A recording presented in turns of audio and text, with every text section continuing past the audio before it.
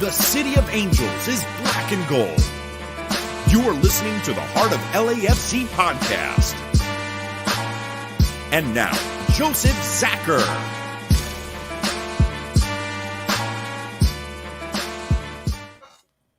Greetings, Los Angeles. This is episode 211 of the podcast. We're going to call this episode Down to the Wire because shape up as we see things move on. Yeah, I think everyone's going to be going down to that last day to see whether they're in or out of the playoffs, and I think we're going to see some surprises. So definitely we're taking this down to the wire. That being said, of course, we're going to cover Minnesota. We're going to preview Seattle. We're going to take a deep dive into that playoff race because we really need to know what's going on with the teams around us to get a good idea of what we need to do to get there. It's one thing to give you guys percentages and odds. They go, well, if we win this many games. Truth is, everything we do is impacted with whatever happens to our opponents. They kind of decide our fate in a way, unless we completely win out, and then you'll catch somebody. Otherwise, definitely everyone's going to be scoreboard watching, especially on that last day. Those of us in Colorado that go to the game, you'll be checking right throughout the game, looking for the scores, because it's going to be like that. We're going down to the absolute wire. Of course, we can't have an episode without the crew being assembled. So, of course, Tony and Bam are back. Welcome, gentlemen. Bam, how are you doing, sir? I'm doing well. Back at work tomorrow, so we're getting back to normality, which is good. Dude, it's nice, right? Just to get the motions going, like just being alive, being out of the house. It's a good thing, for sure. It is good. Good, brother. Tony, how you doing, sir? Doing pretty well. Tired. Very stressful game that was. Oh yeah. We'll get into it more, but yeah. But overall doing pretty well. Ready for tomorrow. Ready for the fun. That's for sure. Well, you better be rested though. We need you in that couple stand doing what you got to do. So, yeah, no letting up, man. This is the one. This is a cup final as much as it can be. Probably the biggest game in our club's history. I know you're like, really? It's just a league match. Yeah, but we've never missed the playoffs. So guess what? It is the most important game for our club. I'll be there. I'm going to be up late night, I think, tonight doing more flag stuff and getting ready for this thing. But we're in the mix, man. We're making it happen. So that being said, let's move on to it. So without further ado, let's bring in the post-match. The recovery from that Minnesota match, because we were looking at something big. Maybe we're going to steal this thing, and it kind of went sideways on us. We didn't lose, but it wasn't what we were all looking for. That's for sure. I know. Not the best thing. Now, looking at the lineup, you can't be entirely shocked seeing what we have out there. It was going to be a challenge, but basically the lineup was as follows. We have Blackman back in goal. I know the debate continues. Your center backs were Palacios, Murillo, and Fall. At least that's how they listed it. And your wing backs were Edwards and Kim. I know. Interesting. Didn't quite look like that on the field, but that's what they were listing. Midfielders was Duke and Blessing and Cifuentes. Up top, Rodriguez, Arango. Bam, that sounds about right? That sounds about right. Yeah, it seemed a little scary, though, seeing the Palacios, Raheem, Edwards setup, but there it was, live and direct, into the mix. Not looking too bad, to be honest. It was survivable from the early stages. Now, what did they throw at us, Bam? So Seattle came with us with this lineup. So we had Miller in goals, Dotson, Boxall, DiBiase, and Gaspar. Trapp and Alonso, Lod, Reynoso, Frangipane, and Hunu was their starting lineup for. Interesting. So a decent starting lineup.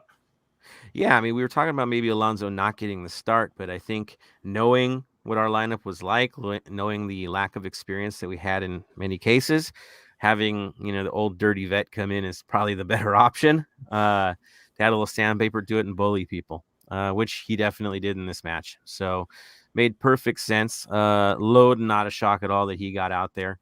And of course, Reynoso is kind of the engine of things. So, and then of course, Tyler Miller. So that gives us a little bit more energy to get into the mix. Now, Tony, let's talk about the match itself. Early highlights. What's going on? What are the big moments that matter early? First 20 minutes, we were just sloppy. I was a little late because I was stuck in traffic, but from rewatching the game and watching what I saw, it was just super sloppy. The only bright spot was Blackman was actually performing to what we considered him to do. Mm-hmm. And then we finally got up into the best way of like the 32nd minute. Chicho has a good free kick for the goal. Thank you for the Tyler Miller that we all know and love. Right through the legs into the goal, because it was a good shot on the wall and a good like divide of the wall center, but Miller should have had that. It was the typical Tyler Miller. So that just shows you that even though Tyler Miller has had 11 shutouts for the season, it's because of the defense, not because of we've gotten better. It's just he still makes those same mistakes. Yeah, I mean, it pressure. The guy just cannot handle pressure. He's in a pressure situation, and he finds ways. I cracked up because if you've watched him this season, there was another game that he pretty much just threw away, cost them 2 goals for no good reason, getting caught out in no man's land. And it was another big match where they were facing a team in the standings. It was important to get the result, and he flubbed it. So not a surprise. Tyler is who he is. He has a skill set. It's just definitely there's a battle of the mind, you could say. There's something there that gets him a little thrown. And so playing his old team should have been a simple save on a free kick, turned into something that reminded me of like Stefan Fry screwing up against us in the past, right? With Simon. It just kind of, the Lord willed it that way for us. Let's just put it that way. And so we got a bit of divine intervention, and got the goal. Now, like you said, the first 20 minutes were sloppy. I think it was sloppy on all accounts. Yes, they had a little bit more tempo than we did, a little more control, but they weren't getting the passes they wanted, especially in the offense. Things weren't working good for everybody. That being said, we were good at disrupting things. We were getting good into the lanes. We were making the movements we needed to on the defensive side of things. But yeah, the engine really wasn't sputtering along, you could say. Brian Rodriguez, I'm going to keep saying it every time with him, one of the most skilled players we've had. But his decision-making, it just, man, in these moments, you're like, dude, just pass it off or spend a little, his choosing when to spend more time on the ball seems to just not quite be where it's at. He gets mixed up, or he gets so excited after beating a player that he's like, well, I got to get another, and I guess youthful indiscretion, we'll call it. But he keeps doing this, and you just wonder, when are we going to get that chance to see him really get a complete game in, or use a bit of match management when we need it? Because again, skill set is there. It's just decision making right now. Going into it, we go farther into the match. A lot of physicality. Alonso seems to be getting away with murder left and right. Again, tough, but he knows how to get away with it. Of course, his ways kind of helped to lead to an interesting situation for Kim Moon-Hwan. Tony, you want to break that one down? What the heck happened out there? It was pretty much a 50-50 ball with Kim and Alfonso, but there's a third player on the field that decided to get involved, and Kim just barreled into him. Kim took the worst of it. He busted up his I think it looked like his right eye or left eye. I couldn't really tell. And he looked like a boxer and he had to get stitched up, and they were down for a good 5-6 minutes. And then also, for the first time I've ever seen watching football my whole life, I've always wondered what would happen to the referee if he got injured. And then we first saw what would happen is they had a referee warming up like it was a usual thing, getting ready for it. Luckily, he didn't have to come out. Kim was kind of surprised he didn't come out because of the injury. It was one of those things where I think he should have just came out and just rested the rest of the half since we were so close. But that gave us more of a wake-up call, because not even right after we restarted everything, Edwards decided to ski through the whole Minnesota line like he was skiing through Big Bear and find Raito on the wing, sped it towards him. He flew down that wing, found Chicho in the center. It's just Chicho couldn't finish it because the goalkeeper was right in the right spot at the exact same. But we should have been up 2-1 or 2-0 at that point. Yeah, great play. And again, that's the whole Edwards thing. It's he makes decisions that sometimes drive people crazy. He gets stuck in on challenges that you're like, why did he do that? But at the same time, the guy puts in so much work, you can't question it, right? Hardest working guy out there in most cases. In this one, he just kind of just muscled all the way through to get that play going.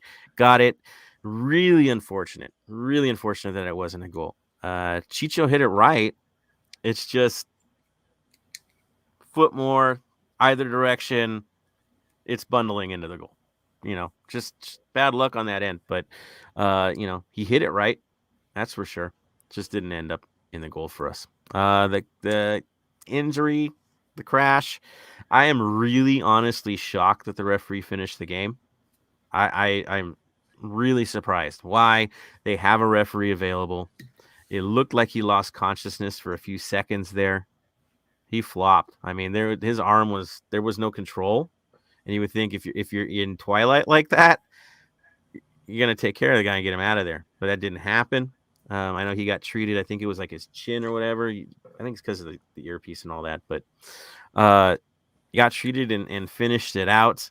There's an interesting exchange between him and Kim Moon Hwan, kind of giving the fist bumps and stuff and getting it going again. But I am a little surprised that he did finish it because of the fact that it was a hit injury.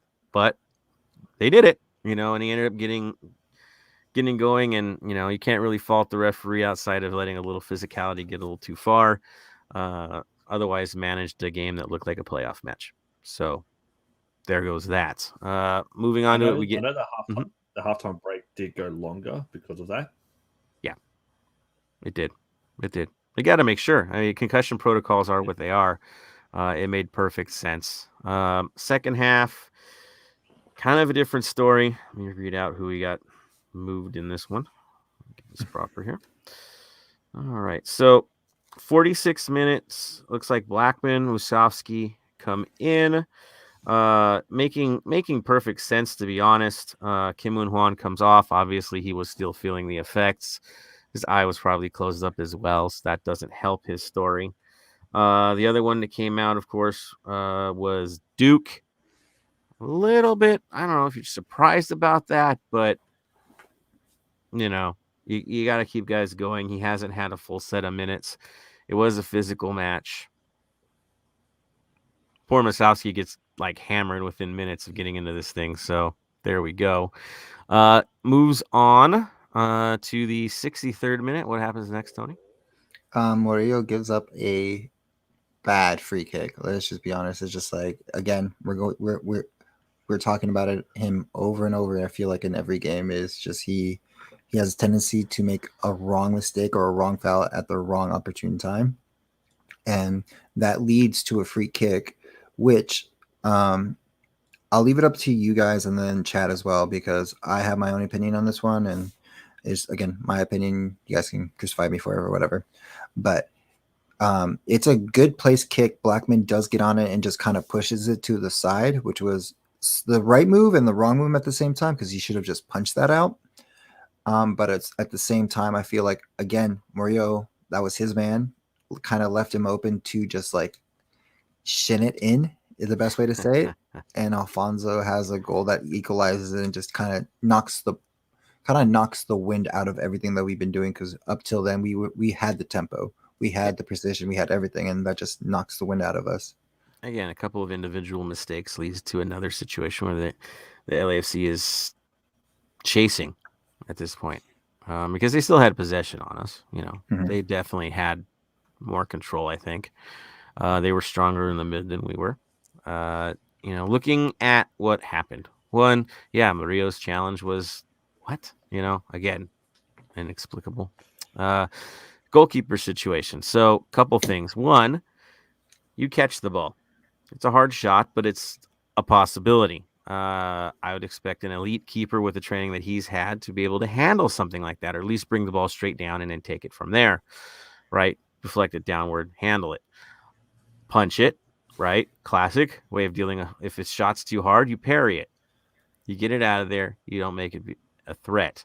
And then there's the other option, which you see a lot of goalkeepers do, is you just simple hit outward, and he kind of did that. And I was like, well, if he had bricks or hands, it certainly didn't look like bricks on that occasion, right? Sad, honestly, you couldn't put it anywhere worse, and he did. I felt that it was a savable situation. It didn't need to be that way. It was. His reaction after the rebound was still not all that aggressive, and so we concede on something that was preventable. Would Romero have done better on that play? Would Cisnega do better on that play? The positioning would have been the same in all cases. That's where they stand. It's right there. Would they have looked at to take it out of bounds? Who knows? But it happened. It's another situation. Choices are made. Players play. You're there. Bam, do you want to throw something into that? I agree with you completely. If you can't catch it, get it out for a corner kick. Worst case scenario, they score it for corner kick. Best case scenario, they don't score. It's one of the things where it's like, if you're going to parry it out over the bar, around the bar, either or. Don't parry it in front of you. Yeah, I figured he would have just bent it above him, right? Just get it out of there. But he didn't.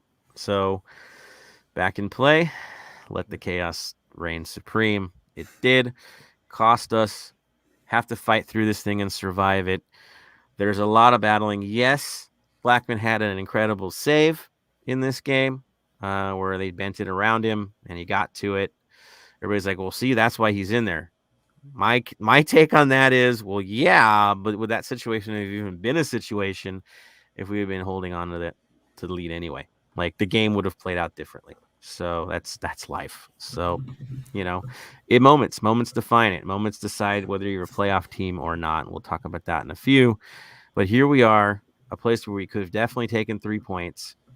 We ended up losing control of the match and surviving to get one. We escaped with a single point. That's exactly what we did. Tony, your impressions on the match itself? It was just we had everything. We were in the 7th place. We were in playoff position. It didn't matter of what we have. Now we're going into a situation where we have some control a little bit, but we have no more room for any of these ties anymore at this point. You know what I mean? That was our one tie. That was our one tie that we can give up. Is just let's keep this here. If we were going to give up one tie, it was either this game or Seattle.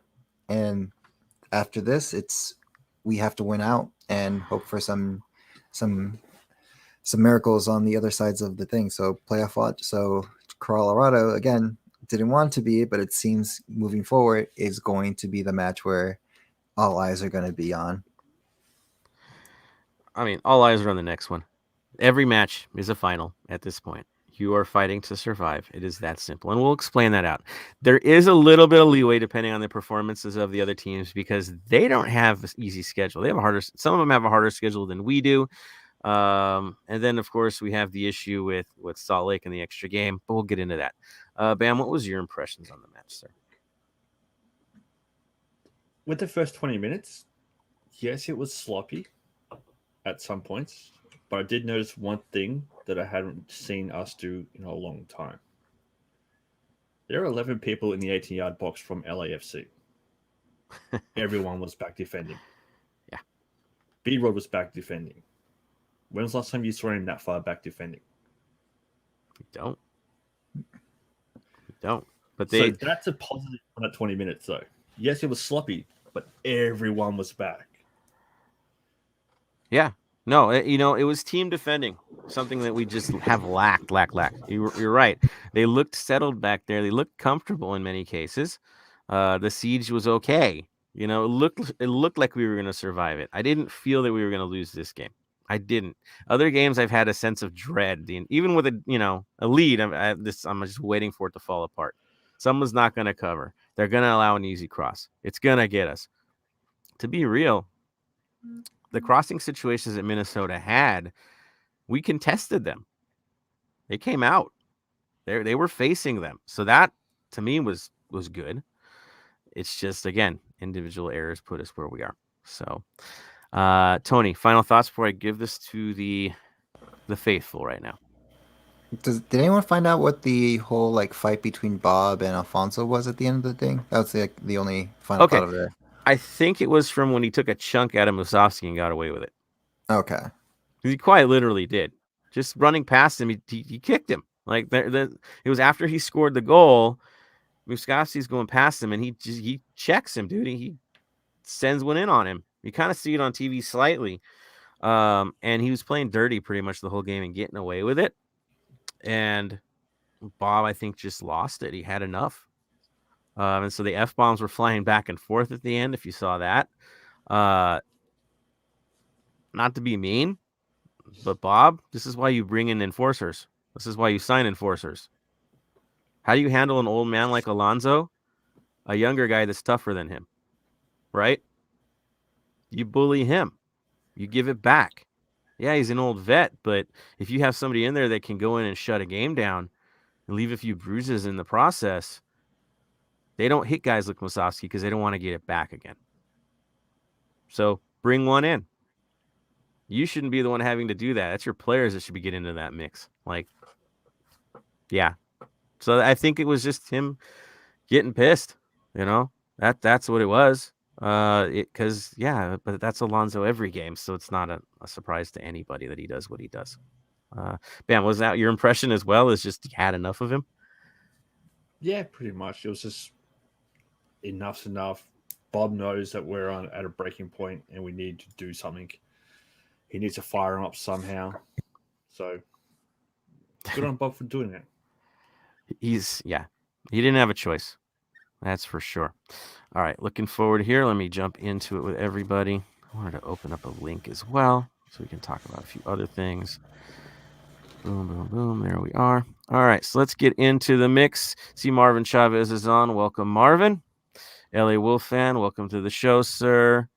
Yes, classic Tyler Miller from LA Wolf fan. Dig it. Jason, welcome back, Jason. He said Chicho went 5-hole on Miller. Yes, for all of you that are back in NHL mode, that is back. Classic 5-hole. Love it. What did you guys think about Murillo, how he played? He seemed not focused. This is from LA Wolf fan. Murillo always has his moments where he's not focused. Sometimes we get away with it. Other times we do not. If anybody out there look kind of tired, it's Murillo right now. You can, for him and Fall, you kind of expect some things at this point because they're not getting any rest.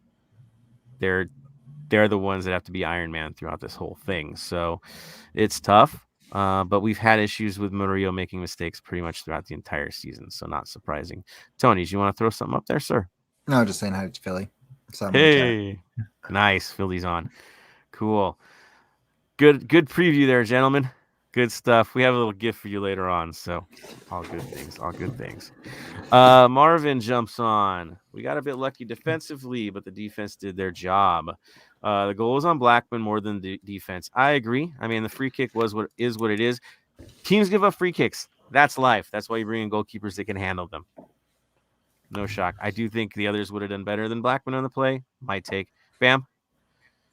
With free kicks, what are your thoughts on plays laying down behind the wall? It's the cool things that kids do these days. I find it a little bizarre that you put a skill player back there. I mean, I've seen Messi lay down, and now Chicho was laying down, right? I think it was Edwards. Was it Edwards? Edwards. I thought it was Chicho. I don't know why, but I think it's crazy. But you have to be a little bit crazy in this game. Guys are going under the wall. We benefited from Atuesta doing this. It happens now. There's a thought with it. If you're predictable and you always want to jump, then there's other ways that you have to handle it. So I'm okay with it. I am. It looks weird, but better than giving one up under the wall. Mm-hmm. Yeah. You know, I'm one of those guys that's always going to be the risk assessment guy. I'm so crazy. This is the goalkeeper in me, right? I want guys on both posts. That's how old school I am. Like, throw them on the post, man. I don't want anything rolling in behind me. No, that's me. Is take out every risk possible. Like, well, what about a guy on the run? Who cares? Just don't let in a goal. That's my vibe. So I'm okay with it. Go over the top with it. Tony, you like it? You cool with it, or you just think it's weird? I'm fine with it. Just like I said, I remember it started because of Ronaldinho. To be honest, is when Ronaldinho started taking free kicks and started going under, and then it started becoming more of a trend, and then eventually it's become you have to do it because all skill free kickers can either hit you up high or hit you up low. So now has to be a thing. More skill in the game, right? Yeah. Bam, what's your take? As you asked. I'm not a massive fan of it. No, mainly because if what happens on the weekend, Blackburn parries it away, we've got a defender lying on the ground. They've got to stand up, get back into position. Where if they're standing on the goalposts, they're standing up. They can run. They can move easily. Well, I mean, if I'm an offensive team, I think the way you break that is you put your own man on the wall. Right? If you have a guy on the outside of the wall that's a peel-off type of player, kind of keeps him honest, right? Because if he peels off, who's going to chase him? The wall? They have a guy laying behind them. Like, it forces some motions to be made, some changes to be made. So someone's going to get really cheeky and find a way to beat that and take advantage of it, and then it's not going to be the cool thing to do anymore. But until someone does figure that out, it's going to keep happening.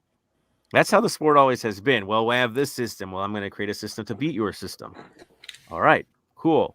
Press, counter press, right? It's just what we do.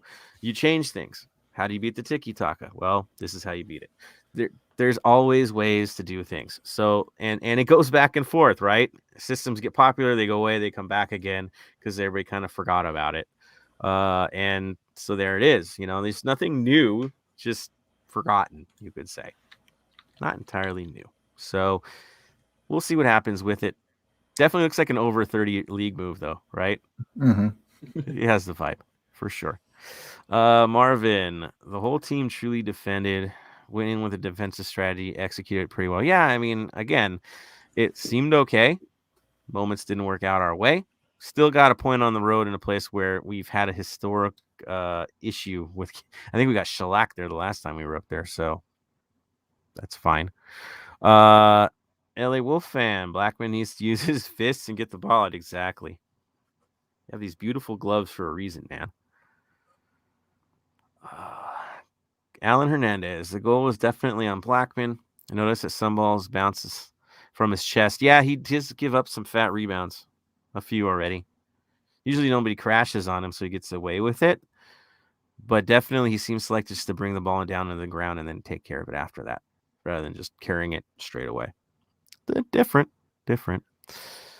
Marvin Chavez says, our midfield is suffering. Sifu and Blessing aren't in their best form. Duke wasn't very good since we weren't attacking much. Atuesta and Janela are out. Yeah, and Janela is like really bad off. If you saw his Instagram, he's got a nice metal brace on right now. It looked brutal. So that looks like he's going to be out for a while. That's for sure. I think the story is more that Atuesta's out than anything else. He's the glue. He's the guy that keeps it in there. And you've relied on him all season and now he's gone, nobody has really stepped up to take that role. They haven't had the ability to do so. They haven't had the continuity. I think Crisostomo was the guy that they thought maybe could be versatile enough to do it. We saw against Dallas how that turned out. We thought Janela could do it. Janela's now hurt. Bryce Duke has never been someone that I've really seen as a defensive type of midfield. He's an offensive type of midfielder. Definitely his focus is more on the offense. And Blessing's focus is on the offense. That's for certain. He plays more like a winger in most cases than he does a midfielder, but he's there. So it's really hard. You don't have the guy that's got the playmaking abilities, you could say. You're not going to throw Brian Rodriguez back there. You're not. Plays outside mid at times. So it's really hard to find someone that can take over Atuesta's role. That's hard shoes to fill, and nobody's done it yet. I think that's where we're at right now. Guys are moonlighting in the role, but they're not owning it. That's for certain. Bam, is that your take as well? Pretty much, yeah. The Yeah. no defensive midfield is hurting us a lot. Yeah, we just don't have it right now. We've had some understudies, but not it. Yeah. Marvin Chavez, not feeling optimistic about the playoffs, to be honest, at all. Well, I don't think any of us are. Nothing's looking like this is a deep run year. We lack certain positions. Our goalkeepers haven't been consistent. We don't have a functional center back pairing yet. Let's be real. Is it really functional? Fall's been doing his job, but in many cases, he's kind of alone. There are days he's the only one doing the job throughout, and he's a rook. So, no, our backline is the weak spot. And in defense, in playoffs, that's what's going to win and lose for you is how do you handle things on under pressure. So, yeah, it's tough. Now, if Vela, I know the name, I didn't want to talk about it, but we're going to have to. If Vela's back, Vela's back. If Atuesta comes back, things look a little bit better now with those two. Right? Angelina's out there. We don't know what he's going to do, what kind of show he's going to put on. Chicho scoring goals like crazy. Brian Rodriguez seems to be getting better as we go. He is. There's improvement there. Is there a case to say we could make a run? Well, ask Seattle, who we're going to talk about in a few. They haven't been winning games. They've been struggling. Everybody up the top, except for maybe Colorado, has had their moments, has shown weakness. You could catch them and make your run. This is MLS. I mean, Seattle's won it with a lousy record before, so you never know. You need a good run. That's what you need. So, do I feel good about it? Not right now. If those players come back and they turn out to be healthy, then okay, we'll see what we'll do. At least give it a fight. I'd rather be in the dance than watching it on TV. That's for certain. Bam, your take? Yeah, like as you said, Seattle's form hasn't been that greatest.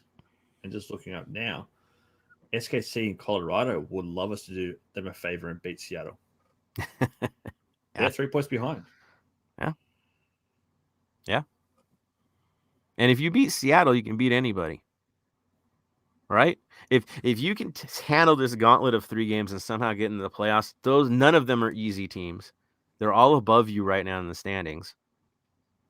That's who you're going to play in the playoffs. I know New England's a juggernaut, but we know how supporter shields go, so we'll see. We'll see. Yes, sir. Tony. Just to go off the supporter shield, how do you guys all feel about our favorite redheaded U.S.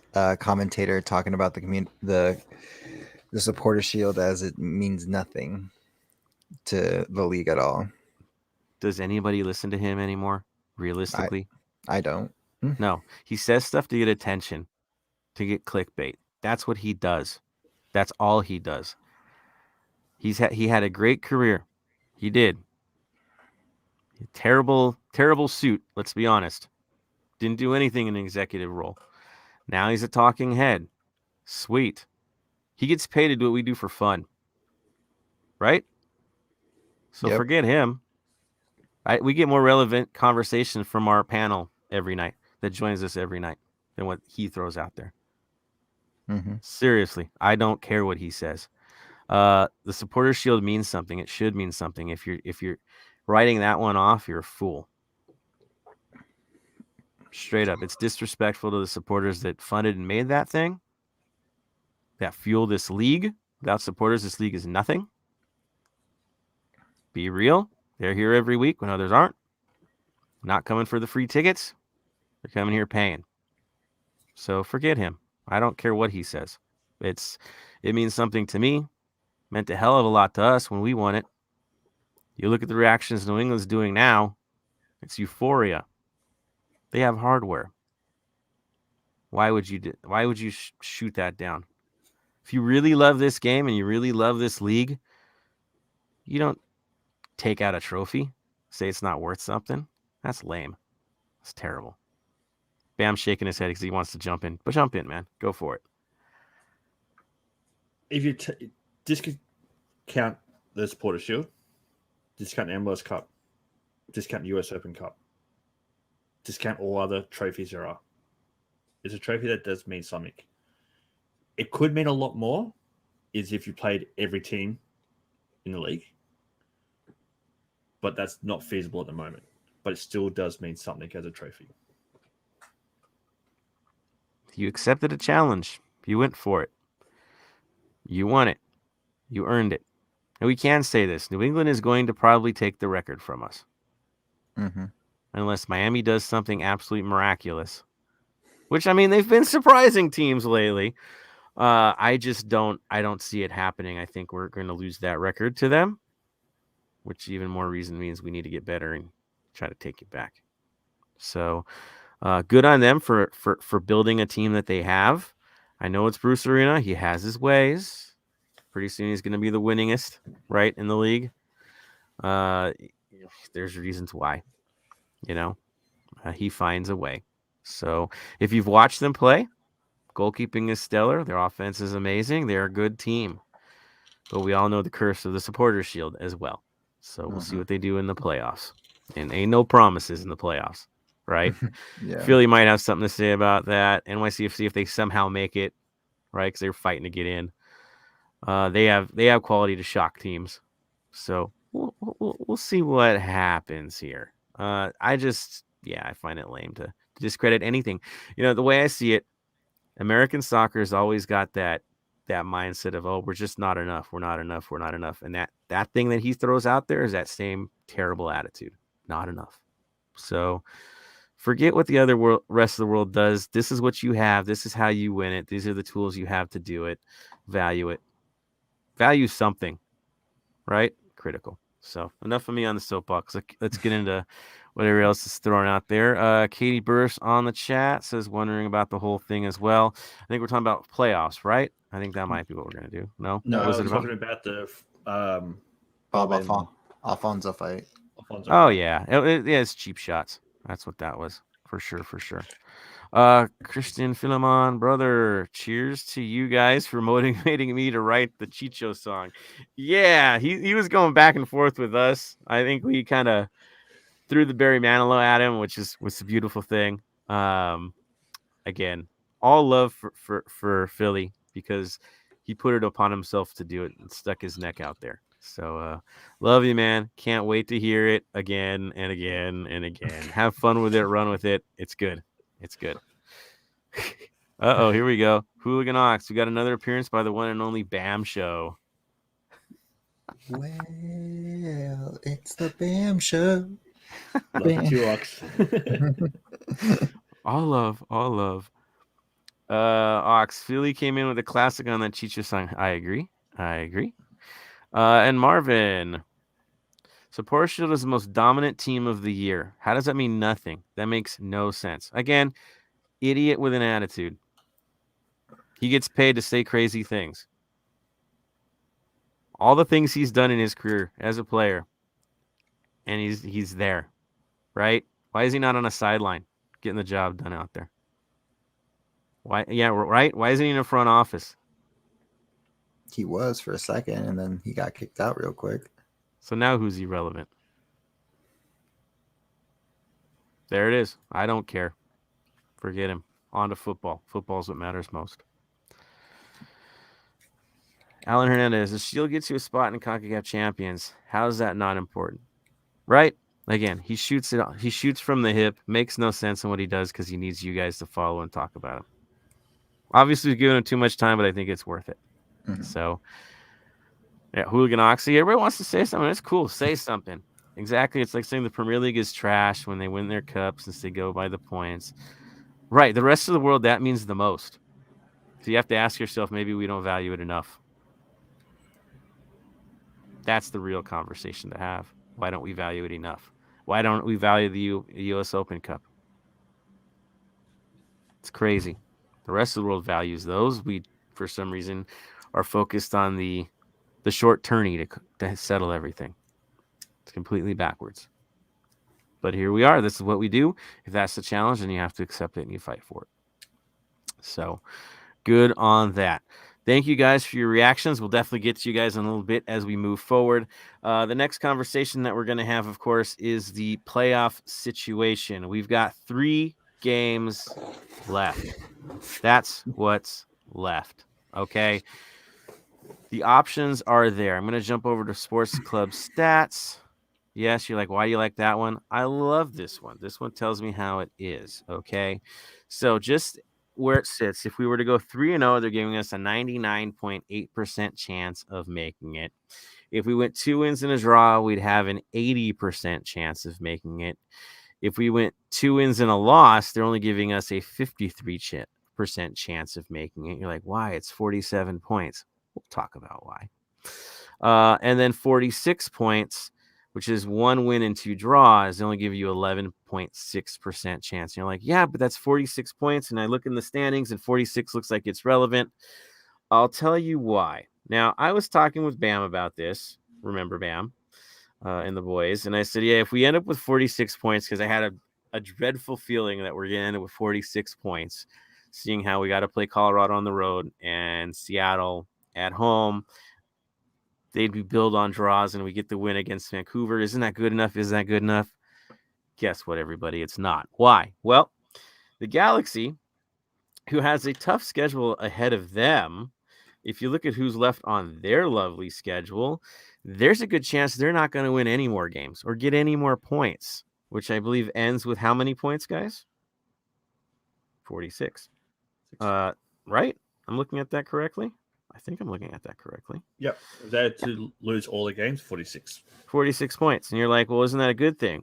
No. Why? They have more wins than us.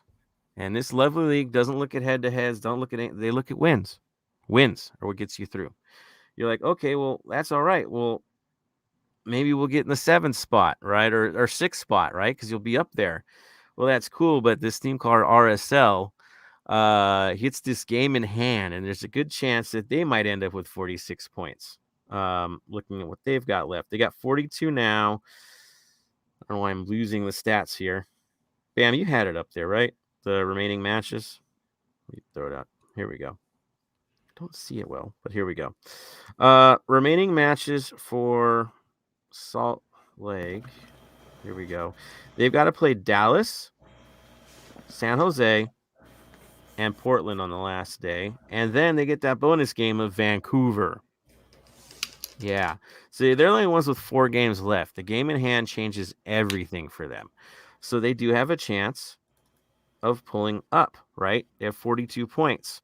46 points ain't too far off. So if they end up with 46 points, there's a 3-way tie for 46 points. If that all works itself out, seeing who's head-to-head, you'd basically have a 3-way tie with 2 spots on the line, and we'd be the team to lose out because they both have more wins than us. 46 ain't enough.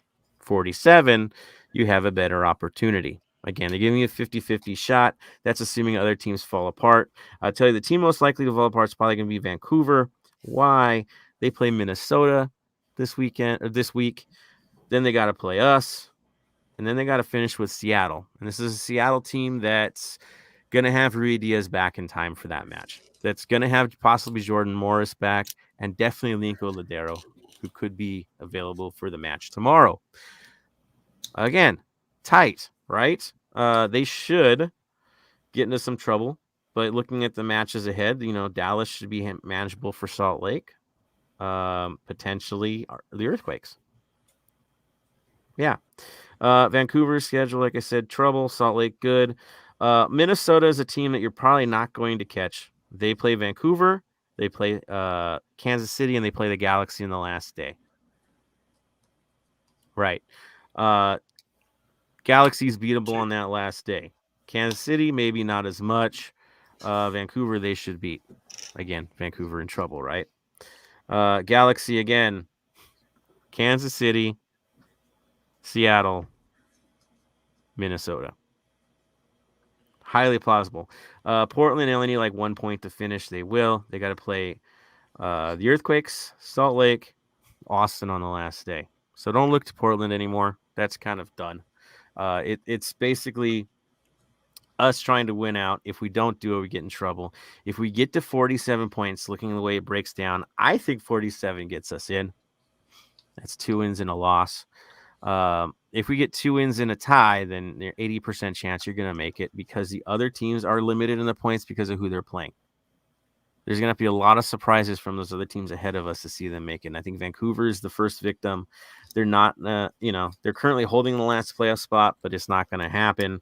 Salt Lake will probably pull up. Minnesota will probably pull away. And the Galaxy is the one that drops down. So if the Galaxy drops down, they'll be the ones that get pumped out if we can get to 47 points. Makes sense, right, guys? I hope. Yep. I know I was messing with it last night. Like, you can't. Oh God, 46. That's the death for us. 46. We can't end at 46. I still think that's the case. And why did I say 46 again? You tie Seattle.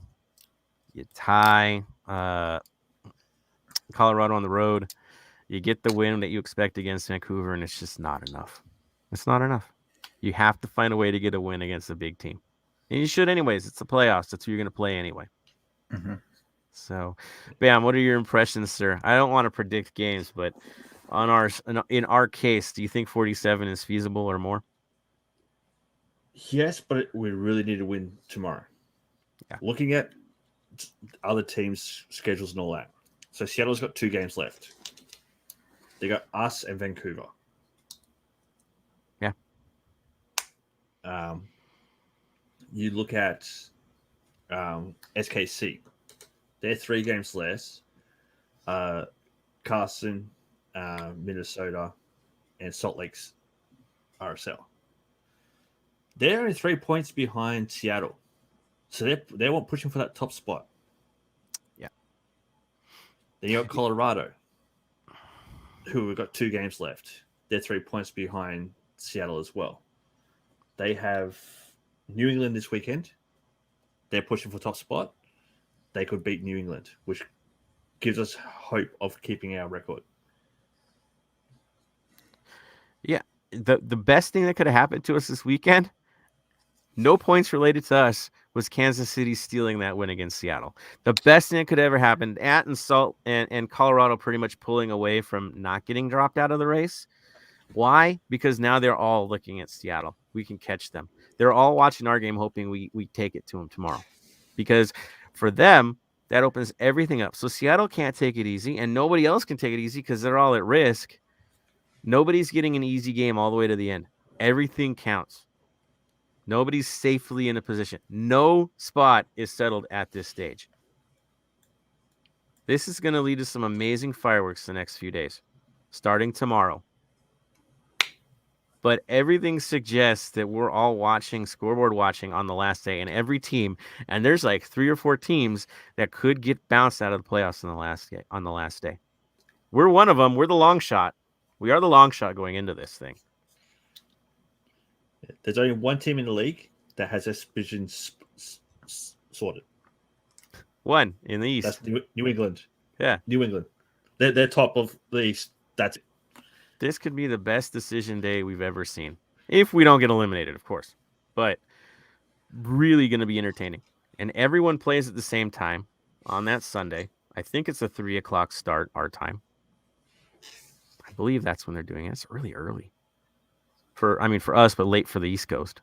But I believe it's a 3:00 hit. Everyone plays at the same time to figure out what the heck's going to happen, which is pretty darn amazing. I love the fact that they do this. This is the only fair way of doing things. So it's going to be fun, guys. That's for sure. But, if you're going into that game and you're Minnesota and it's the Galaxy, I think the Galaxy's in trouble. I really do. They need a point. Let's be real. They need a point. From one of those games, they get a point. They're probably going to be okay. 47 should be fine. And we could finish all the way up into like 6th seed, which is really, really fascinating if we really win out. Yeah. We can go higher. If things fall apart for others. Yeah. We win out and all results go our way. We can 5th. I just don't see us catching Minnesota because they've got to take teams out for us. Right? Their job is to play assassin for both Vancouver and the Galaxy. Yeah. Well, they win out. They can go fourth, and we can end up jumping Portland. Yeah, I just don't see it happening because of who they're playing. They've got the easiest run of everybody. And again, we need them to win because we got to take out Salt Lake. Right? We're rooting for everybody we hate, guys, except for the Galaxy. We don't have to root for them at all. At all. We can just laugh at them and hope that all things go bad. Yeah. You don't have to get that guilty feeling of, man, I really hope the Galaxy get a result. Because we don't. We don't want them to get any results. Because they can still get bounced out of this whole thing. That would be rich, wouldn't it? That'd be just beautiful. And they got lucky this week against Dallas. They really did. Very lucky. So there is that. Do you have any other impressions, gentlemen, about the playoff race? No. All right. Now we'll move on. I know we should have waited on this one, but I had to jump. So a couple of news and rumors, Bam, that you want to throw out there before we move on to the previews. As most people should know, LFC Instagram on Thursday at 6 p.m. So just before we go live, we've got a Max talk, and he's talking to the one and only Carlos Vela. Is it a farewell? Is it a I'm signing another contract? Don't know. We'll find out. We all know what I hope and what some other people hope, but we'll find out. Yeah, I keep getting text messages from everybody saying, "Is this his departure talk? Is this his exit interview?" I don't know, man. Nobody knows with him. We can't. We've had him for this many years in our ranks. We still can't figure him out. So I don't know. I just know he can score a lot of goals when he's healthy. So there's that. Yeah, and you mentioned Chevron, right? Yeah, so LFC and Chevron got together and donated a futsal court and $10,000 to purchase sports equipment to the Perchy Avenue Elementary School. That's fantastic. Another futsal field that we keep, again, building in Los Angeles, people. It's good. Really good. Again, community building is what we do. We're walking the walk. We talk the talk. It's legit. Thank you, Chevron. Thank you, LAFC, for donating and making it happen. Good things. Moving on to club and community time. Do you have anything you want to throw into the mix? Pretty much that there are two things coming up. One, I don't know if they're going to release it tomorrow. It seems more than likely, but there is a collaboration with Born and Raised with LAFC. And because you've seen the scarves, you've seen the shirts, so they may be releasing tomorrow. Not 100% sure. Maybe releasing the next game. Nothing confirmed. That's the first one.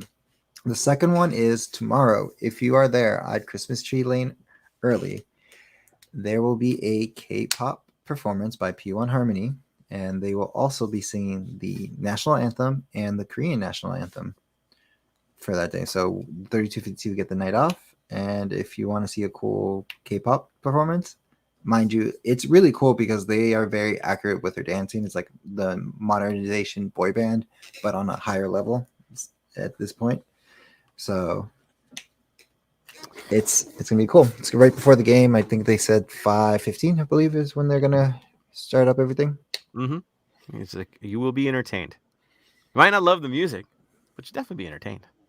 So yeah, check them out. Again, they're going to be joining us inside the stadium as well. So Korean Heritage Night. This should be super cool. Come on out for sure. Enjoy it. Hopefully we get a win as well. That would be the nicest way to end this thing. So good. Fenerbahce Rossi update. Spam. What you got for us? So they had a game at home to Alansaspor. Unfortunately, it was a 2-1 loss for them. Rossi did play 71 minutes, and then he got subbed off. The next game is away to Konyaspor at 9 a.m. Saturday morning for you guys. So that's a quick Fenerbahce Rossi catch up. So he didn't score a goal, he didn't assist, but he played 71 minutes. So he's getting game time. Still playing. Still a starter. We'll see how long that lasts. As long as possible. That way we can sell them and get our money and move on and get some new talent, new blood. So good on him. He's making us look good, that's for sure. Exactly. Perfect. So keep that up. All right.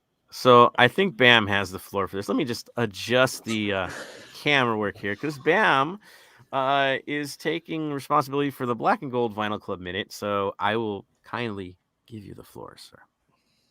So normally we do the album of the week.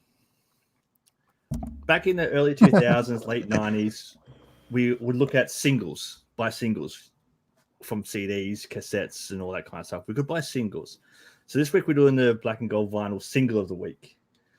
Now, as you all know, we have a wonderful friend Philly in the audience here. And during the week, he released an awesome song, the one Chicha Arango song.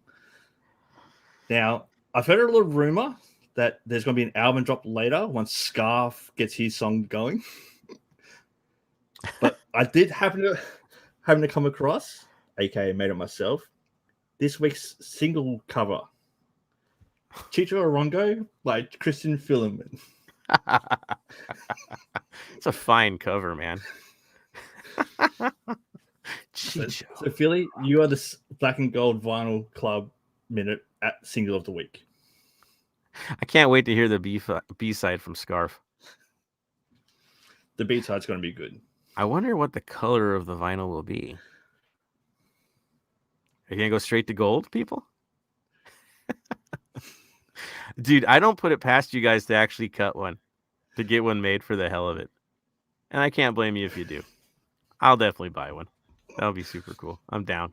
I'll buy one too. Yeah. We're on board for this. 100%. Christian is now responding. We'll give him the opportunity. Point, counterpoint. One, we get a laugh. There's Philly with the laugh. Ooh. All right. This just in from Philly. A music video to follow. Dude, those ruffles are on point. Philly, I dare you to find something with that kind of frill. That's just some fantastic stuff. It's on you, sir. I love it. Yeah. Again, Philly, I know you're down. That's why I'm giving you all kinds of hell about it. For sure. It's good, man. I love it, Bam. Love you, Philly. Love you, Philly. Now I got Copacabana stuck in my head. Thank you for the earworm. You're amazing. Beautiful.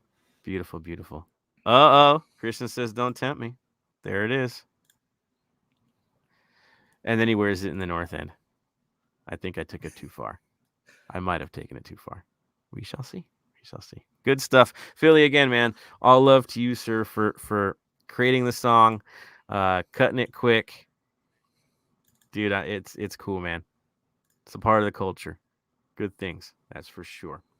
All right, so as we lean in and talk about the Sounders, our arch rivals in many senses, it's them in Portland, right? It's historically been the teams that we battle on the field. Yes, we hate the Galaxy. That's for other reasons. When it comes to competitive football, the guys that always burn us the most, it's this team. It's Seattle. They've always found ways to humble us. And here we are again. We need something. And they're standing in the way. It's those guys. Okay? You. Right? So here we go. We got to take these guys on. We got to take it down. Instant classic, potentially, with our backs against the wall. Tony, how are those dudes doing right now? Well, at the moment, they are on top of the league at number 1. They are 17-7-7. So again, they are bitter rivals, but they're doing what they need to do. They are winning in their time when they need to and losing very rarely. Yeah, they definitely are. But as of late, not as much, right? Not so much. Yeah, I think we have the same record as them over the last 5 or 6 games is what I saw. Our goals for is better than them, but our goals against is worse. We're pretty much in the same form that they are right now. Maybe a little bit better than what they're doing lately. So, yes, they are who they are. The all-powerful Seattle Sounders, top of the division, but it's faltering. And we're catching them at the right time to maybe steal something from them. You're like, really? Is that really happening? Dude, it totally is happening. All right. We get a chance to burn these guys at the right time. that being said, who's really standing out for them, Tony? Well, they're standing out is Juana Pablo. He's who creates most of their big chances at 8 per, like during the games. So he's one to watch for. Again, another thing to watch out for is they're ranked second away from home, so they can win away from home. They can win when they're not at home. And then the other thing, they're ranked third in goals scored per match at 1.5. So they're averaging at least 2 goals to a half every time. So they're no slouch, even though they're not doing the best. They are consistent, and that's one thing that we haven't been favorable for. Right. Now, those who generate for them, though, and we might as well talk about it now, aren't available, right? Bam. Correct. No. Right? So, João Paulo creates the most chances. What happened to him, Bam? Too many yellow cards. He's missing out. That's what you get for playing dirty. Rui Diaz, the man that Diaz. kills us every chance he gets. Where's he at? He's out injured. Yeah, and apparently he's back to training, but not traveling. We know how this feels, right? It's their Vela moment. So he won't be there. That's cool. Away from home. Nice, but with different weapons. So there's an opening. Now, that being said, what happened in the last match, Bam? So in the last match, they had a 2-1 loss at home to SKC. So a team that's doing some stuff for them. We also had some of the highlights from the match was a 4th goal to Walter for SKC to give them the lead. That was pretty much it for the highlights for the first half. Second half, 56th minute. How SKC's keeper stayed on the ground, I don't know. Body slam, that's a red card. Even The Rock got involved. That was awesome. It's that bad where he pays attention. And he even knows it's bad. The heck, man? Yeah. So 2 minutes after that, Benizet equalizes for Seattle. And then the 79th minute, Johnny Russell gives LAFC a favor by scoring for SKC to give him the lead. About time he does That's us how a the favor. match ended. Exactly. For Some those of the that, key stats. yeah, go for it, brother. Go. Some of the key stats is possession was 49 to 51. Shots 15 to 8 with 5 on goals and 3 on goal. Crosses 23 to 3. They love crossing it in. I saw another report that it was 25 to 5, but my sources are more 23 to 3. Corners only 3 each. Fouls 17 to 18 with 5 yellows to Seattle and 3 to SKC. Dang. And total team expected goal 1.9 and 1.2. That's a lot of cars in one game. 8? 8, yeah. Well, again, playing for first place. Can you blame them? It's a war. Good stuff, though. Gotta say. I thought Kansas City wasn't the better team. Let's be real. But they got away with one and stole a game. That last goal, though, the setup to Johnny Russell, that pass was stellar. Again, you couldn't thread it any better. One hell of a way to end it. And yeah, Johnny Russell's made us cry in the past. It's about time you made him cry too. So good stuff. We mentioned it earlier about a few players missing, but there's more, right, Bam? Yeah, so you got Morris out, Smith out, and Dilem out. They're all out injured. And there's reports today that Laudio will be back, but I've been seeing that he's out till December. So a maybe. Sounders at Heart released an article today about their long-standing injuries because they've had some rough ones, and who's scheduled to return, who's not scheduled to return. Fascinating because I think most of us, the timeline was looking like we weren't going to see them for a while, but that's changed. So the guy nearest the return is Nico Ladero. They mentioned he was in training, full training, with the side. So his doctors have given him full medical clearance to play tomorrow. Brian Smetzer's comments were like, well, we might let him fly with us, was as light as he was taking it. I'm not talking about him playing, but saying that he'll make the trip potentially to play. Of course, we all know how he is. He'll tell you that, and then the dude starts. So whatever they say before this game, Brian Schmetzer's really good at gamesmanship when he's dealing with Broad Badley. There's a thing there, and it's kind of fun to watch. Only if we're on the right side of it, but you could tell there's definitely gamesmanship. So we don't know if Nico Ladero is going to play or not. We don't even know if he's getting on the plane or not. He's suggesting it, but there's no promise of that. And if he does, I don't think he starts. He'll be more of a super sub if necessary, if they really need him. Jordan Morris is still out for a little bit. Raul Ruiz-Diaz is back in full training. He's slated to return the next match. So we dodged a bullet there. So he won't be back. That's what they're saying. But he's back in training with them now. Just back in training. So that helps us in the standings, right? In the chase. He could do some work for us after the fact. So that's nice. Just as long as we don't have to deal with him. He's the only guy that really kills us for them anyways. I think the other guy that we have to actually say, well, yeah, that guy was trouble for us was Smith as well. Because he's really good at bombing down the line and creating problems for us. And he won't be an option against us for this match. So you're like, well, what are they going to come up with? They do like playing the wing back just like we do. They kind of started it before we did. Let's be real. They got this from early days. They were 3 center backs, wing backs. They're kind of the first this season to really adopt that and run with it. And we just kind of found our way there as the season progressed out of necessity.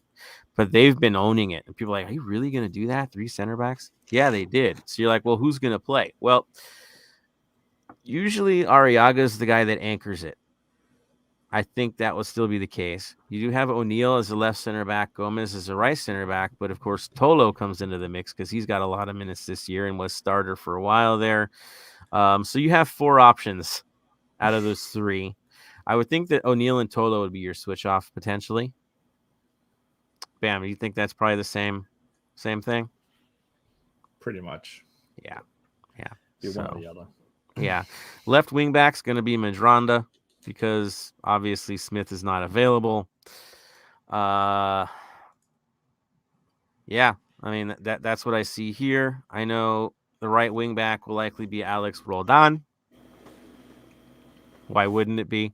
Sometimes he'll play all the way in the back at times. So you've got him. Central mid, probably going to be Rowe and either Atencio or Leyva. So that is the giant hole in their central mid.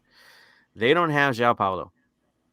This hurts them. He takes all of their corner kicks, pretty much their free kicks. If it's a dead ball, he's usually the guy putting his boot into it.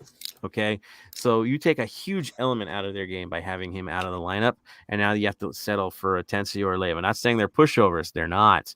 But João Paulo is a DP. He's a critical player for them. A huge, huge hole. Rowe is Rowe. He's a good one. There's no question he's going to be trouble for us. They're attacking midfield options because they kind of play it that way. Roldan and Benacer, I should say. Expect them to play. Don't be shocked by that. And then they're using Will Bruin up top. Yeah, it's a lot different than Ruiz-Diaz, right, everybody? Huge difference. And you're like, yeah, but there's somebody else can play. Yes, Freddie Montero could play, right? You could see him jump into that role. He hasn't really started in that role, but he would be trouble. He has burned us in the past. He burned us with Vancouver before, right? He's burned us. We know him. We know him well. So there's trouble there. We mentioned Atencio. Choose an option. The goalkeeper options. They have Cleveland and Richie as other options, but now, they got minutes this year, but obviously Fry is the man. Sissoko could be out there. Double air and mid. That's where they're at. Not as deep as they normally are. That's for sure. They're missing key components. But they're still Seattle. They're still dangerous. We're still missing key players to our lineup. But I do feel a hell of a lot better knowing that João Paulo's not out there and Ruiz-Diaz is not out there. Those guys destroy us every time we play them.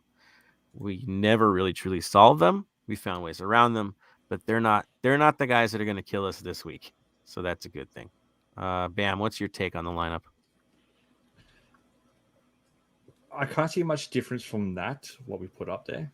Like, yes, they might end up getting Loderio back.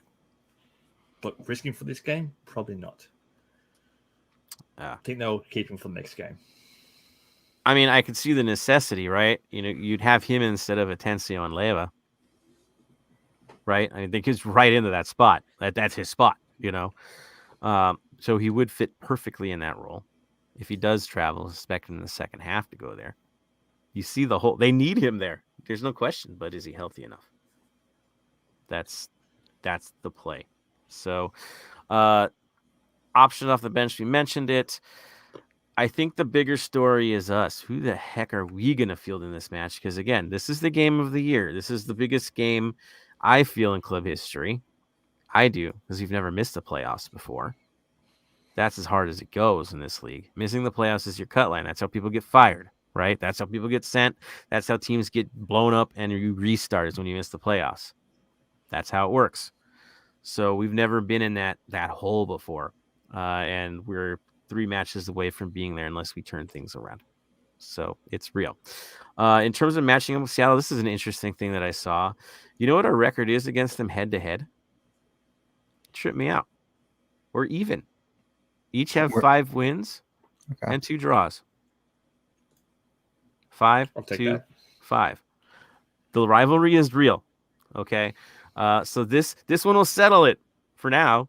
SU has the advantage in the series. I know they've hurt us bad in big moments, but at least you want a winning record against these guys. It is the Seattle Sounders, after all.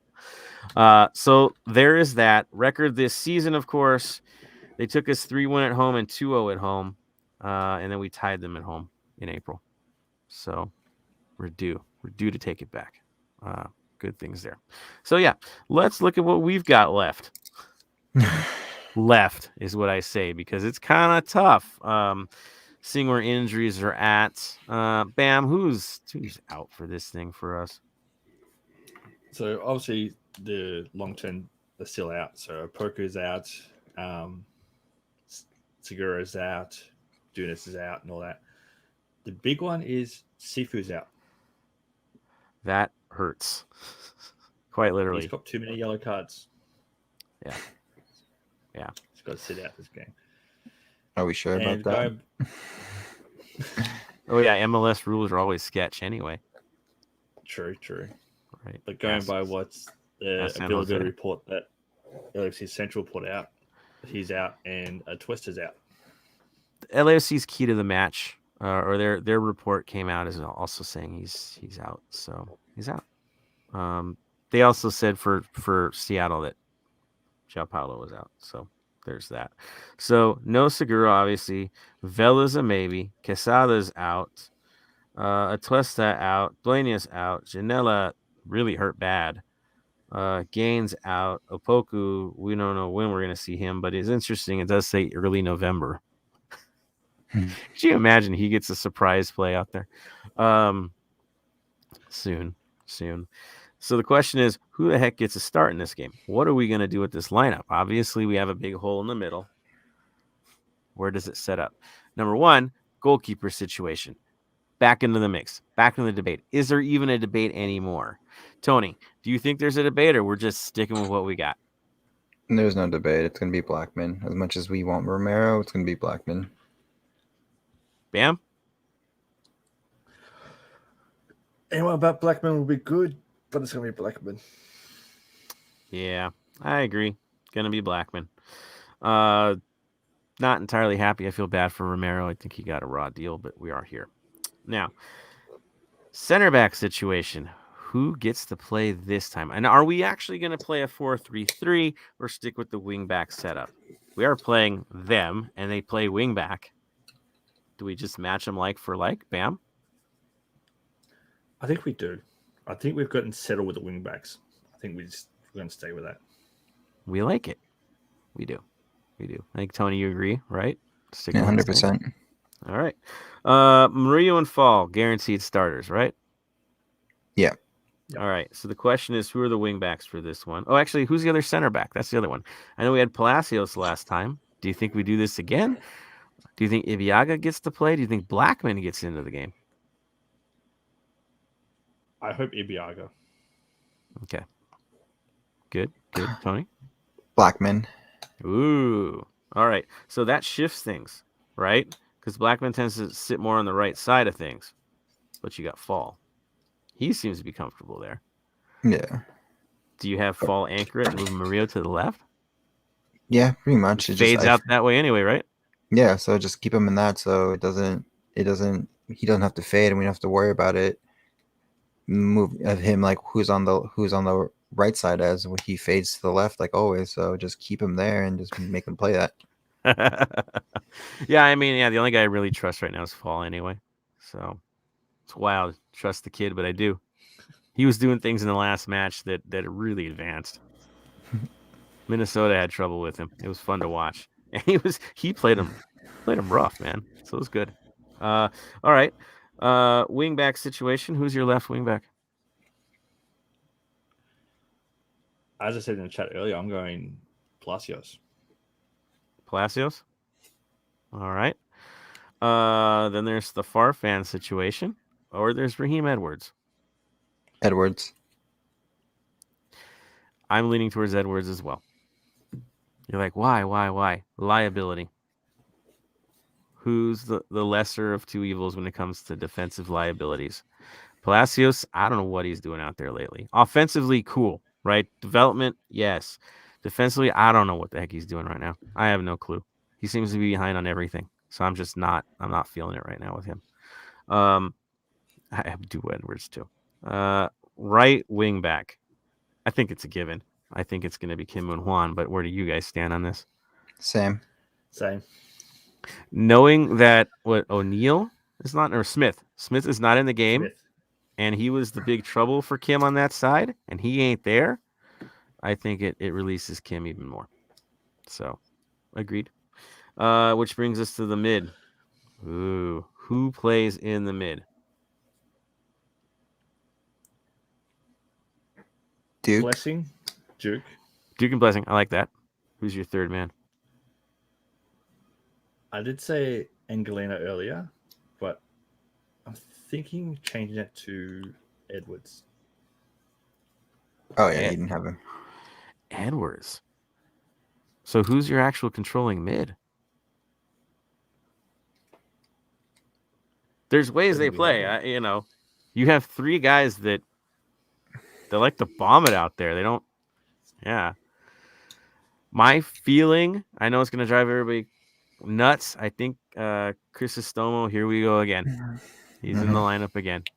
He's trusted, even though we saw the Dallas fall up. I think that was more because of who's behind him. Yeah, I think it's Crisostomo, Blessing, Duke. I don't see other options at this stage. And then Rodriguez and Arango for this one. You're like, yeah, but what about Moose? What about Moose? I think we need to press them back. They are platooning in some roles. Speed kills. Bam? What do you think? Yeah, like B-Rod and Chicho up front, plain and simple. Moose will be a good last 30 minutes. Bring him on as an impact player. Bit of a target man. Of course, there is the elephant in the room, and it's sounding more and more like, could this be the day? I'm not counting anything, but is Vela back? He's got this great interview on Thursday, maybe an exit interview, but he's got an interview on Thursday. He's not listed anywhere, right? Not questionable, nothing. He's off the list, right? Mm-hmm. That means he's available. They're not going to scratch him.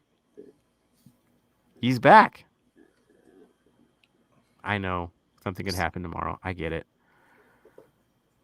I was going to say, I was like, if Vela does come in, do we then not do wing backs and go back to the 4-3-3?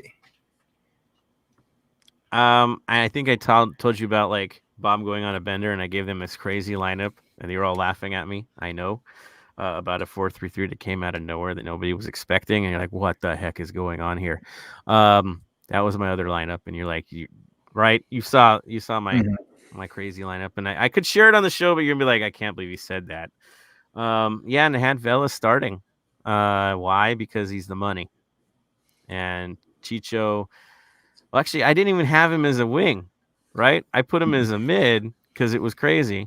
And I'm like, well, if you do start with a wing back, then maybe he could be that central attacking mid.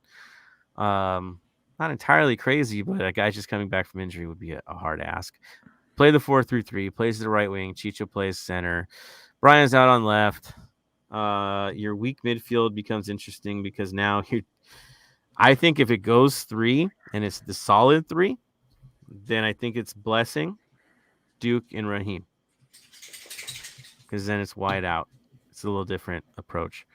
The back line, of course, would be very different as well.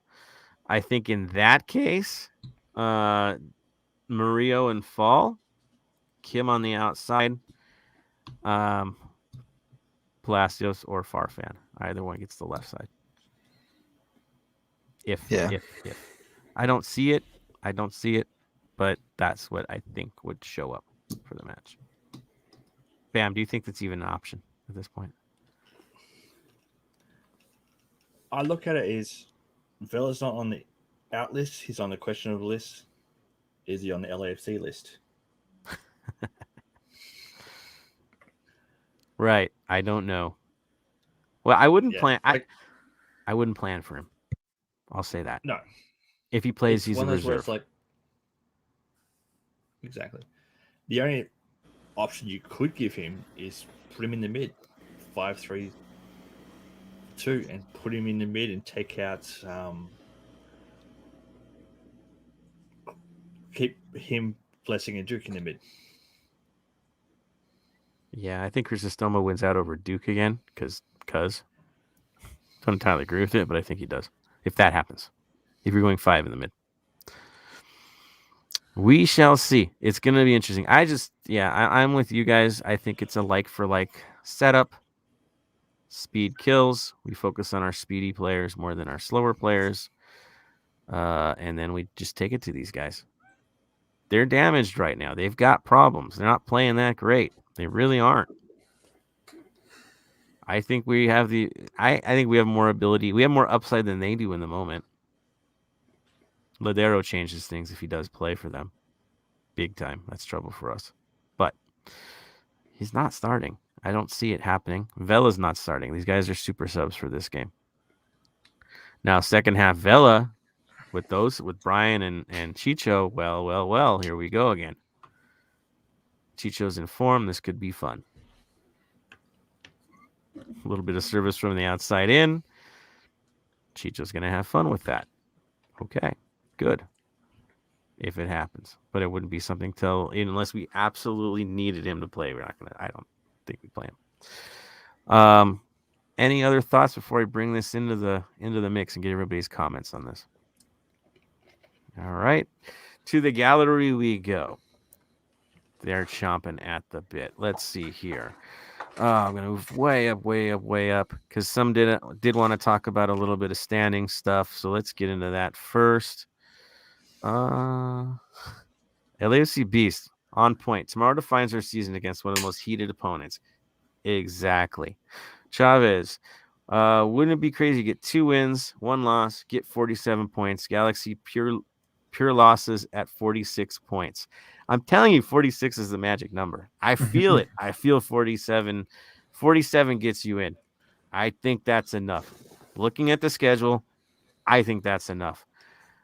And yeah, I don't see the Galaxy getting it. It would be a shock if they get a result. I think they're toast. They should have lost to Dallas already. And if you can't beat Dallas, good luck with the 3 you got to play. Seattle, from Beast, Seattle is playing for number 1 seed in the West. LAFC is playing for their lives. Definitely an ugly tomorrow. Could be an ugly one. That's for sure. Hooligan Ox, tomorrow will be difficult. It defines our season and how it's been going. We either have injuries or players out for national duty, plus the losses we have been getting as well. Yeah, tomorrow's it. LSC Beast, a.k.a. Jason L. Hopefully the boys pull through, and Wednesday is the most important scoreboard watching. There's going to be some good games on Wednesday. Good matchups. Definitely, if we get a result, I'm going to have a good time watching that. Beast says, only team I see our squad is taking out of the playoff line is Vancouver since we have a game against them. Currently have a better goal differential than them. Yeah, I think Vancouver's toast. They looked good. They looked like they had it, but their schedule is against them now. I think it's going to be sobering for them on this, and they're the one that's going to fade the most. More than us. That's for sure. Marvin, if Galaxy gets one tie, LFC gets 2 wins, we tie at 13 wins. Then we win by goal differential. We do not win by goal differential. So MLS rules, you're like, what? Yeah, MLS rules are not built that way. They're just not. I'm going to pull this up right now. All right. So it did it again to me. See? Jumped off. Wins is the story, right? Where do we go here?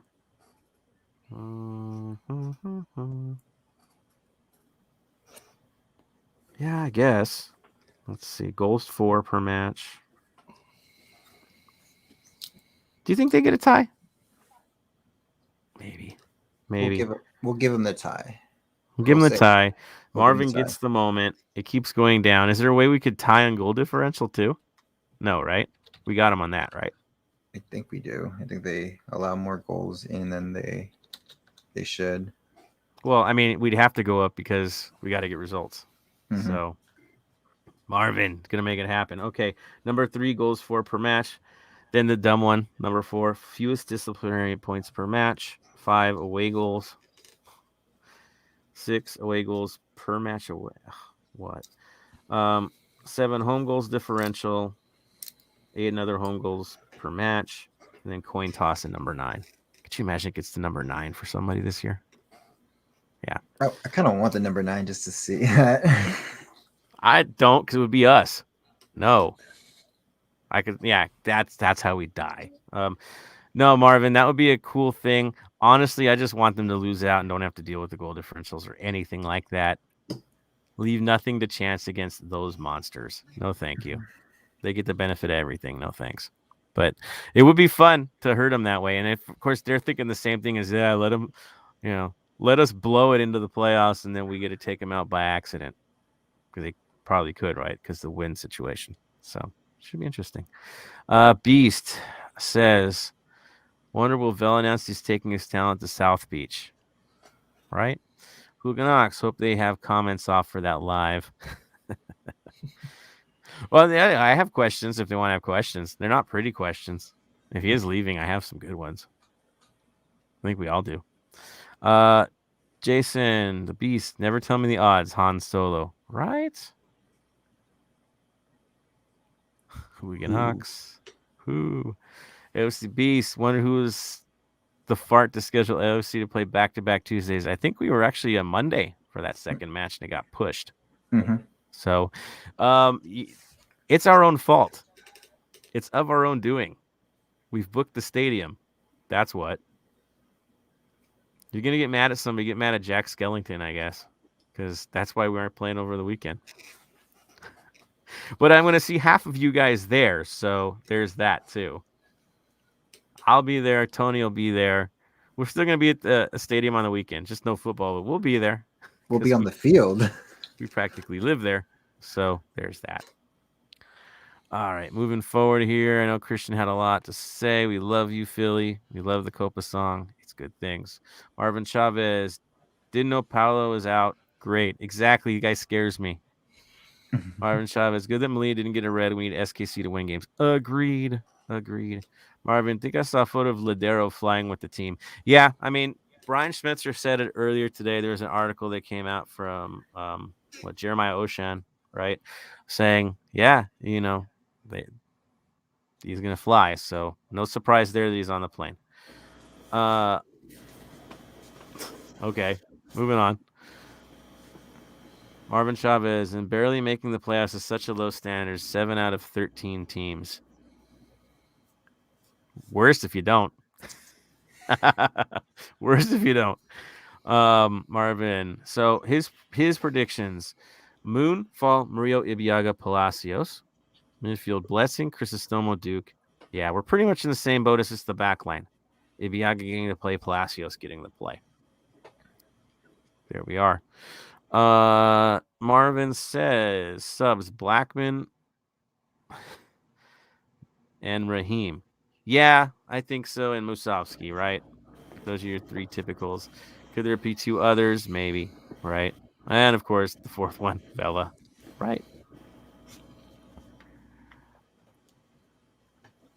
Anthony Bermudez said Vela is playing.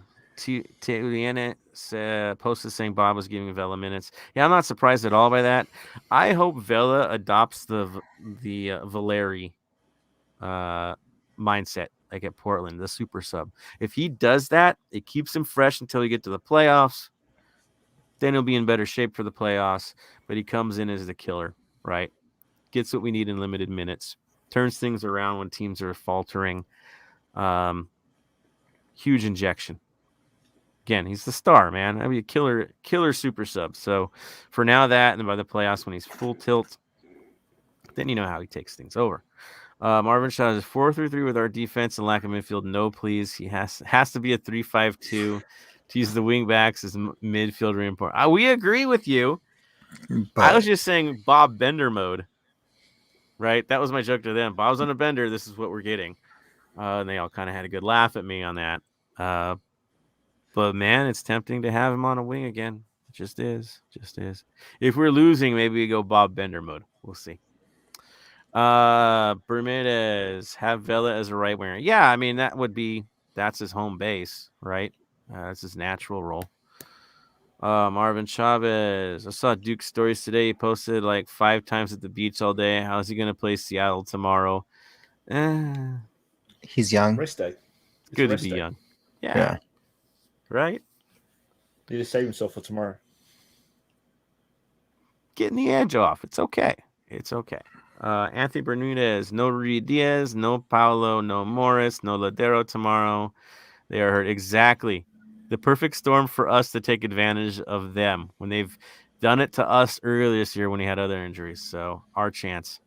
Carlos C. Vela can be effective in the midfield in a 3-5-2 behind Chicho instead of Duke. That was my other thought, CAM, right?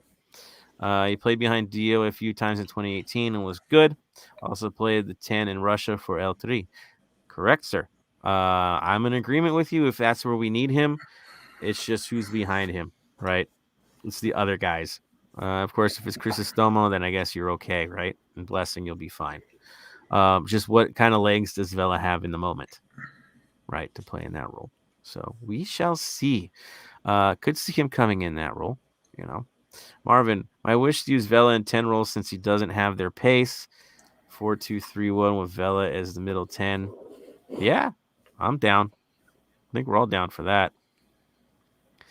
Seattle's going to focus on Chicho and try to defend him out of the game. Someone else is going to need to step up. We need a wonder goal from Brian again. Come on, Brian. Yeah. You could do it. Hooligan Ox, I'm just hoping we get into the playoffs. Right? I just want to be in the show. Another chance for a road trip. What the heck? Paulo's out for a yellow card. Exactly. Hooligan Ox. Super Vela. That's what we need. Needs to prove everyone wrong that he's here. Still try to win a cup before he decides to leave. I don't doubt that from him. He's a competitive soul. Why wouldn't he want to? He has a legacy to protect here. The big picture, right? You want the cup. Nobody wants to leave empty-handed. That's for sure. Not in this way. So if he's ready to go, he's ready to go. We'll be in a good place. If his head's in the right place, we're in a good place. So I hope so. I hope he tears it up, makes us all look like fools for the stuff we've been saying in the months leading up to this. Well, he's been out for so long. Want to see vintage Vela. We all want to see vintage Vela. It's the greatest thing ever for us. If we get Vela back healthy, if legit he's back healthy, let's talk about that playoff run. It's safe to say we could make one at that point. And Atuesta too. Comes back healthy. Those two healthy. With a little bit of rest because they've been on the mend. Okay. All right. You see the big teams faltering a bit right now. They look tired. Could it be us getting into it? We're getting into form where they're all kind of fading. It might work. So there it is. Thank you guys for the amazing comments today. I think we're all ready for the game tomorrow. There is no doubt about that. On that note, of course, comes that moment that we all do. Moving on to our final thoughts of the day. Tony, I think you took it the last time, which means it is Bam's turn. So, Bam, you have the floor, my friend. Final thought of the day is what we've been saying the last few episodes. We need to win. Every game is that playoff game. That one-off must win or go home. We need to win. We need to go home. If you can make a game, get it there to the game. I know a lot of people can't because it's midweek game and all that. Get it there. Do what you can. Support the 11 on the pitch. Although you might not agree who's on the pitch, support them 100%. Go hard. Show them what it's like to play for LAFC. Play for the badge and get them onto that win. That's our job. That's what we do. Tony. Let's just get this 3 points. Yes, Seattle is hurting, but this could be a very what's the word I'm looking for? A very difficult game because you never know. We can get caught off guard and thinking it's going to be an easy game, and there goes the 3 points, and we're in a different situation. So focus, support. Let's get these 3 points, but don't take it easy because it's Seattle. It's literally, this is a playoff game, and we need revenge. We need revenge from the last time we played them in the playoffs, in multiple times. So let's take the top seed from these guys. It's payback time. This is payback time. So to everyone, thank you once again for your support. The three of us truly enjoy it. Again, it's another late night. We all got to work tomorrow, but we're putting the time in. Why? For you, right? We have fun doing this, but at the end of the day, if y'all weren't listening, we wouldn't be doing this thing. Like, that's how it works. This is our moment. This is our chance. All the stuff we've been mad about all year, everything driving us nuts. For 90 minutes, if we do the job, we can forget about it for just a little bit and celebrate and burn those guys. And dare to hope that this season could be a turnaround after one big match. And it could be. 2 more to go, but you got to start with 1. So for everybody going to the game, give all that you have. Second to last home game that we got this year. Right? Do what you got to do. Make it happen. The North End will be bumping. Everybody join in. Enjoy the music in the pregame. Make it a good day out there. But at the end of the day, you got to get the job done for the boys. That's essential. Of course, tradition dictates what we always do is what we always do. So I'm going to give it to you, Tony. What's the word of the day? Stay golden. Bam, word of the day? Stay golden. And from me to all of you, stay golden, Los Angeles.